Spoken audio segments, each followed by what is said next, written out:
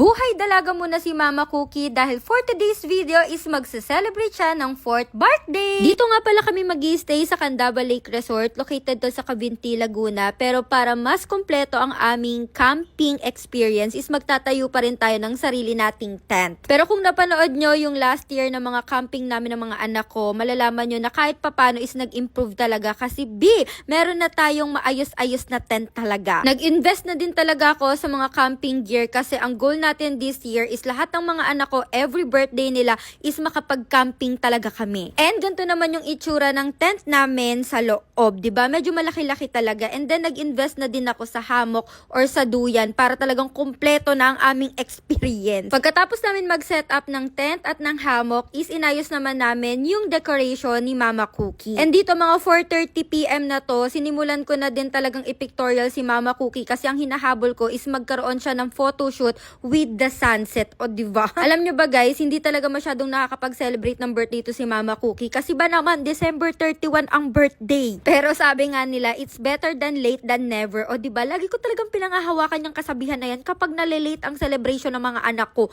Diba? Pero alam nyo din naman na last year, sobrang busy talaga magpakananay si Mama Cookie sa kanyang team gatas. Kaya sabi ko, babawi talaga ako this year na kahit late is talagang igagala ko tong si Mama Cookie dahil deserve na deserve niya. And buti na lang din talaga kahit papano is nagka-cardio or nagra-running na si Mami Siyang dahil talagang nilibot namin ang buong Candaba Resort. Sabi ko sa kanya is i-enjoy niya yung birthday niya. And isa talaga to sa nilook forward ko kapag nagka-camping kami dahil nagkakaroon talaga sila ng malawak na playground. And sa mga hindi nakakaalam ng storya ni Mama Cookie, alam nyo ba na nabili ko si Cookie young adult na, 1-year-old na siya mahigit. And 7 months old pa lang siya sa dati niyang owner is nagkaroon na siya ng mga babies. Yes, second batch na talaga ang Team Gatas. Kaya talaga bago magkaroon ng Team Gatas is pina-experience ko talaga muna kay Mama Cookie ang pagiging puppies kasi parang hindi niya na-experience yun. Then after naman namin mag-play is finally natapos na ni Ate Maika yung birthday decor ni Mama Cookie and dito is kakantahan na natin siya at syempre magpo-photoshoot na si Mama Cookie. Sobrang underrated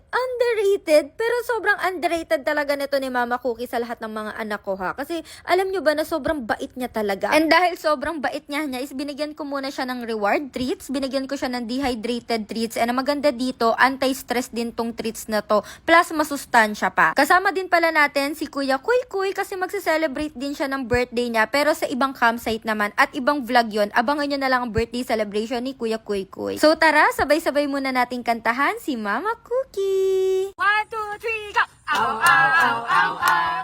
Ow, ow, ow, ow, ow, ow.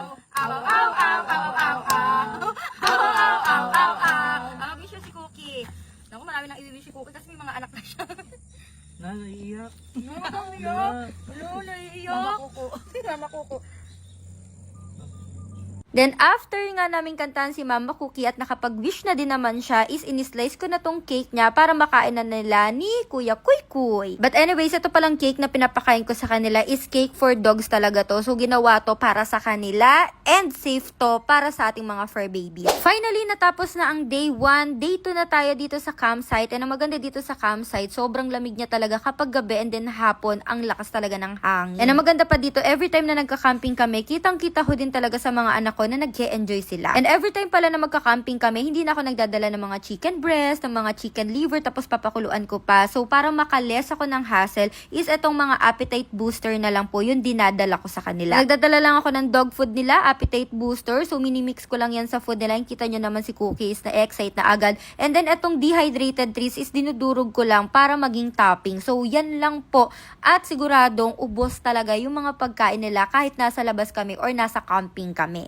Binigyan ko din talaga ng 2 days si Mama Cookie para i-celebrate yung kanyang birthday. Para kahit late na is makabawi din talaga ako sa kanya. Guys, promise, try nyo kahit isang beses na mag-camping kasama yung fur babies nyo. Promise, mag-enjoy talaga kayong dalawa. So, dito, nakita ko din naman talaga na nag-enjoy si Mama Cookie. Then kasama niya pa si Kuya Kuy Kuy niya. And wala kaming ibang ginawa talaga kundi ilibot sila, i-walk sila, i-play sila. As in, sinulit talaga namin yung 2 days na to para sa birthday ni Mama Cookie. And kung updated kayo sa mga vlogs namin, alam nyo na na-confine tong si Mama Cookie, and that time, takot na takot talaga ako kasi iniisip ko, magse-celebrate pa lang siya ng birthday niya. Pero buti na lang talaga, pwera usog dahil sobrang strong to ni Mama Cookie, kagaya ng mga anak niyang si Chokoy at si Luningning. Hanggang sa natapos ang 2 araw na birthday celebration ni Mama Cookie at kita niyo naman na pagod sila, ibig sabihin is nag-enjoy din talaga sila. Again, happy birthday Mama Cookie! I love you! So yun lang, sana nag-enjoy kayo. Bye-bye!